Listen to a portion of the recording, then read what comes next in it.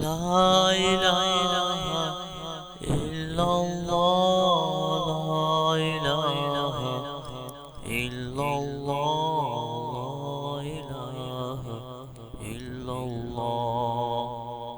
بسم الله الرحمن الرحيم. عن أبي هريرة رضي الله تعالى عنه قال قال رسول الله صلى الله تعالى عليه وسلم رب صائم ليس له من صيامه إلا الجوع ورب قائم ليس له من قيامه إلا السهر. رواه ابن ماجہ. نبی کریم صلی اللہ علیہ وسلم نے ارشاد فرمایا بہت سے روزہ دار ایسے ہیں کہ ان کو اپنے روزہ سے سوائے بھوک کے اور کچھ نہیں ملتا، اور بہت سے رات کے قیام کرنے والے ایسے ہیں کہ ان کو اپنے قیام سے سوائے جاگنے کے اور کچھ نہیں ملتا. دوستو، روزہ رکھنا، رات کا قیام کرنا بہت بڑی عبادات ہیں، لیکن ان کے لیے خالص اللہ کی رضا کے لیے کرنا بہت ضروری ہے.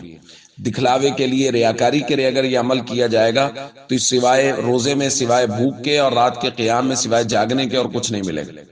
اسی طرح روزہ رکھ کے کسی کی غیبت کرنا، خدا نخواستہ بہتان بازی کرنا کہ روزہ رکھا ہوا ہے لہٰذا دو لوگ بیٹھ گئے اور بیٹھ کے کسی کی غیبت کر لی، بہتان بازی، تو اس کی وجہ سے بھی روزے کا اجر و ثواب ضائع ہو جاتا ہے. تو خلاصہ یہ ہے کہ روزہ رکھنا اور روزے کی حفاظت کرنا یہ دونوں مستقل کام اور دونوں مستقل ذمہ داریاں ہیں.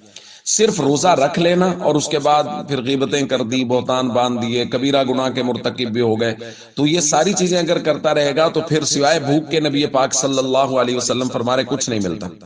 دوسری روایت میں اسی طرح کا مضمون حضور علیہ الصلوۃ والسلام نے بیان فرمایا. حضور نے فرمایا الصیام جنۃ ما لم یخرقها، روزہ ڈھال ہے کہ جب تک اس کو خود سے پھاڑ نہ ڈالے.